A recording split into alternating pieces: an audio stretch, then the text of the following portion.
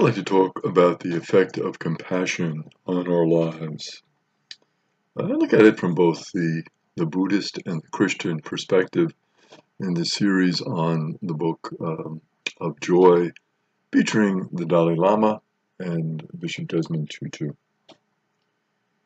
Interesting in terms of our Jewish Christian tradition, when we look at the biblical word for compassion. Interesting a lot of times when you take a look at some of those different words and the root of the word and what it means. And the Hebrew word that is used in the Bible for compassion, rekamim, comes from the root Hebrew word rekem. And that word means the womb. So where does compassion come from? It comes from the womb. It comes from the center of life. It comes from that which nurtures life, which brings life into existence. We speak of respect for life, for this awesome gift of life that we have been given. And connected with that is compassion. So from the womb to that sense of having that sense of life, that sense of compassion for other beings, and then taking a look at what are their needs, how can I help them, how can I be of assistance in their life journey.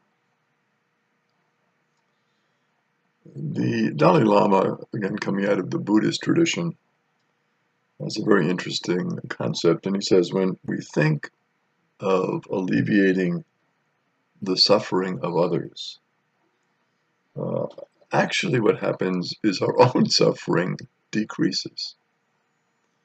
So we get involved in helping others and being compassionate and understanding towards others, giving them a hand with their problems.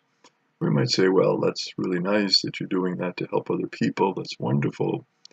But actually, it has an effect on our lives as well, because immeasurably our suffering decreases when we reach out to others. Really amazing when you think about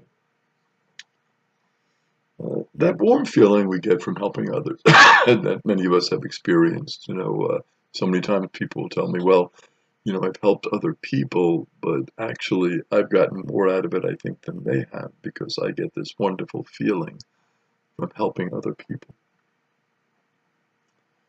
And that warm feeling actually has a chemical effect in terms of our body, because it releases oxytocin.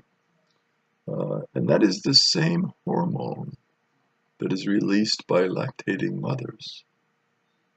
So it's interesting, we're helping others, and mothers in naturally nurturing their children, feeding their children, breastfeeding their children, are releasing the same hormone,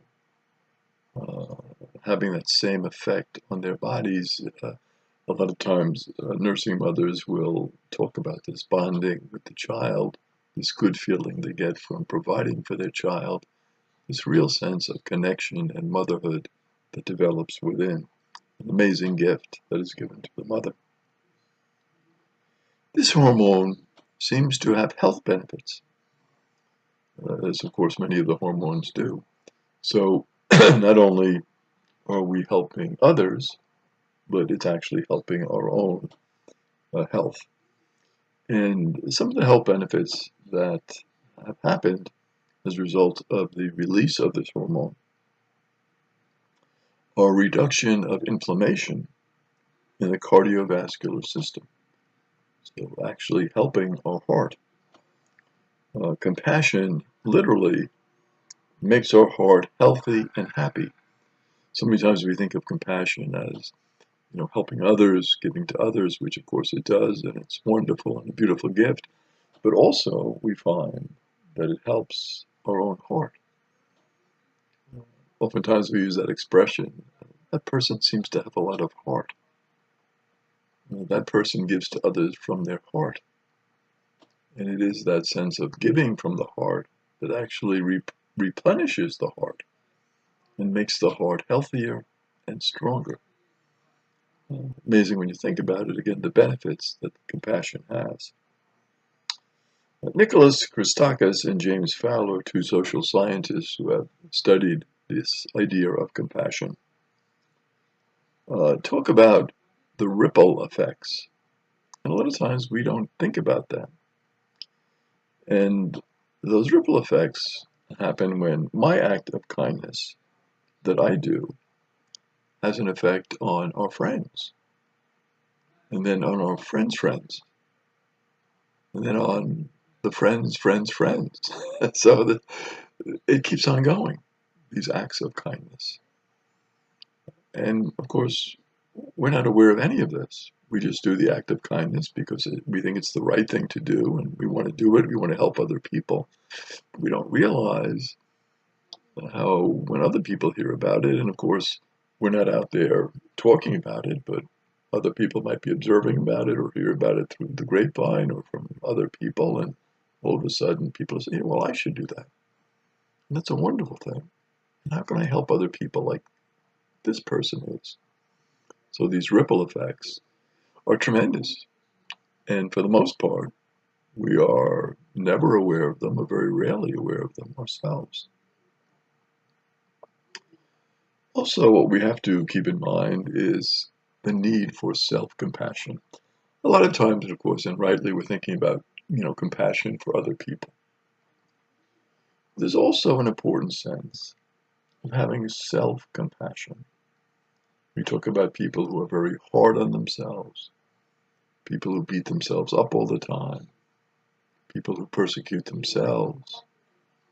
So compassion for others, of course, very important, very significant, but also important is self-compassion. And in self-compassion, we recognize our vulnerability. We recognize our limitations. We try to solve all the problems of the world and make everybody in the world happy.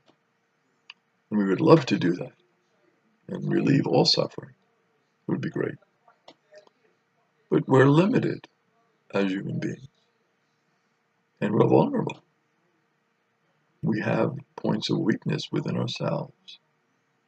And so it's important that certainly we strive to do our best, that we're not slackers, but that we also have self-compassion and realize our own limitations in terms of what we can accomplish and what we can do. In the West, uh, many have observed, we tend to treat ourselves very harshly and drive ourselves. And so we don't get enough sleep, we don't eat properly, and even when we are very successful, we can tend to judge ourselves very severely. And so all of these things can add up to really damage ourselves. Lack of sleep, it's not going to help other people really, because in the long run, it's going to hurt ourselves and our ability to reach out and be compassionate. Not eating properly, not exercising properly. All of these things are important to lead a balanced, a full, a meaningful life. So we have to be careful not to go to extremes and not to be overly harsh on ourselves.